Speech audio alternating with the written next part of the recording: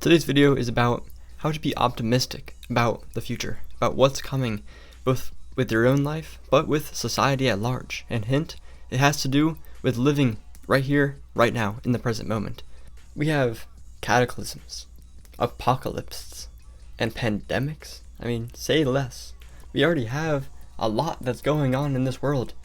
Not even to mention the artificial intelligence that's coming to take our jobs. And here I am, dropping tens, if not hundreds of thousands of dollars on school to learn knowledge. So how do I remain optimistic and, beyond that, eager to wake up and get going with my day, looking forward to what's to come? Well, to be completely honest, it is quite simple, but not easy. Let's get into it.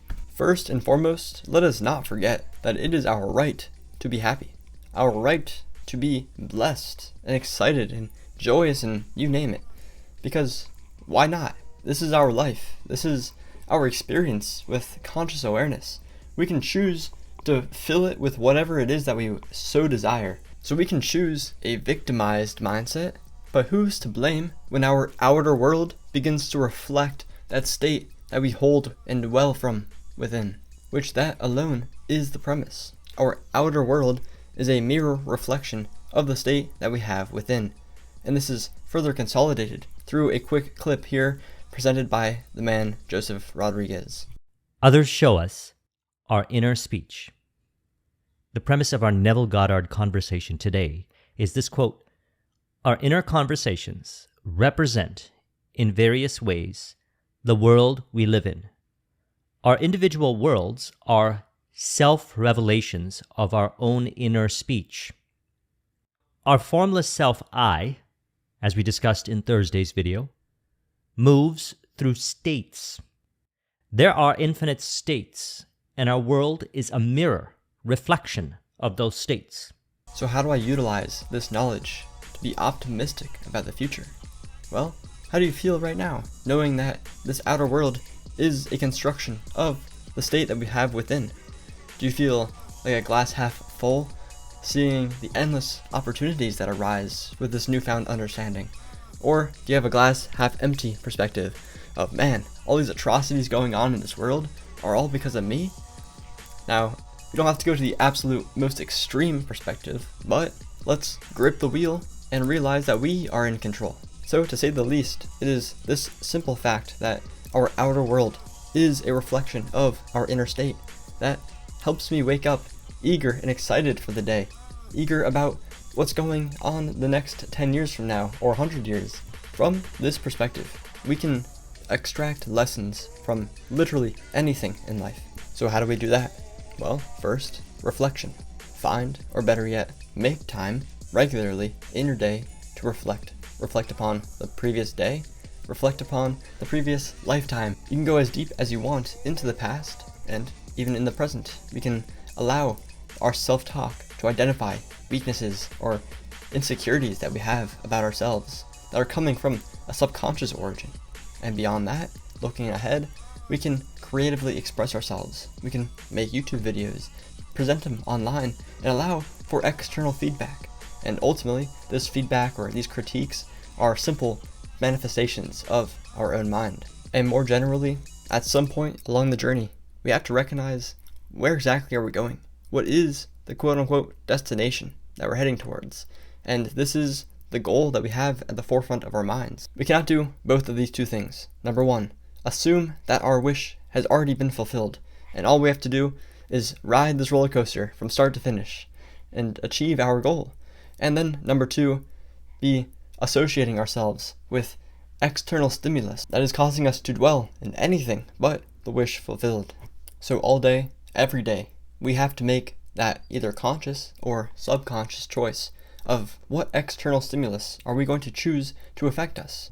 So long as we are keeping that crystal clear vision of the destination in the forefront of our mind and choosing to live from the feelings of the wish already having been fulfilled, then any choice we make in terms of these external stimuli should be made evidently clear, because it's either causing us to dwell on anything that is different than that crystallized vision that we have, or it's making us feel anything that is worse than the feeling of the wish being fulfilled.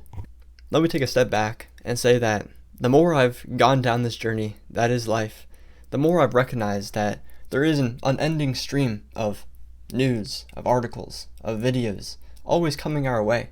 And all of this is here for a reason.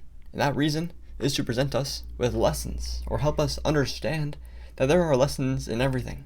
And if that's not the case, then we can make it the case. So what do I do with those lessons? Well, first and foremost, I can run and escape from them. That does nobody any good. Then, number 2, I can learn about them, and then I can keep them within. And who does that help? Just me. And lastly, and most fulfilling, I can learn from them, I can act upon them, and I can share them for all. And that is what is required of us when we are taking action based on the reflections that we have in our past. But with all of that being said, I simultaneously know exactly what's going to happen in the future and have absolutely no idea what's going to happen in the future. And I say all of that to mean that I have the faith in myself and in this unseen reality to bring about the goals that I have at the forefront of my mind, so long as I'm living in the feeling of the wish fulfilled. But I have absolutely no idea how I'm going to go from this present moment to the future destination. That's not my job. I don't need to know any of that. I can't pre-plan it or try to outline it. I can connect the dots looking backwards, but that doesn't help me moving forwards. And we need the humility to be able to let go, to detach ourselves, both emotionally, but also in terms of our expectations. Yes, we anticipate that our goals are going to be fulfilled, but if they aren't, then who are we going to blame? We're going to blame an external person, place, environment, circumstance, information, what have you. Or are we going to look within and identify that everything is simply feedback data? Whether it was a seemingly failure or not, we are simply going to utilize everything that we've been through objectively so that we can build upon our next goal. We can just continue improving upon ourselves so that the future is always better than it was in the past. And we're not doing so from a place of need. That is something that I've learned somewhat recently, that I want to improve because I can, not because I feel like I need to or have to or compare myself to others that are. I will wrap this up by saying that we are on a planet that is circling a sun, that is circling a black hole, that is probably circling another black hole, and so on. We might as well be radiating from our hearts, helping others feel good, living a life that we so desire, and not being fed up with all this nonsense that's going on in our lives, not attaching ourselves to anything that is bringing us down or taking us away from the goals that we have in our minds. Just as you and I are traveling along the solar system, you and I are traveling along the journey of understanding that we have goals, achieving those goals, setting new goals. Everything is cyclical, and we might as well enjoy it. Thank you. Thank you. Thank you.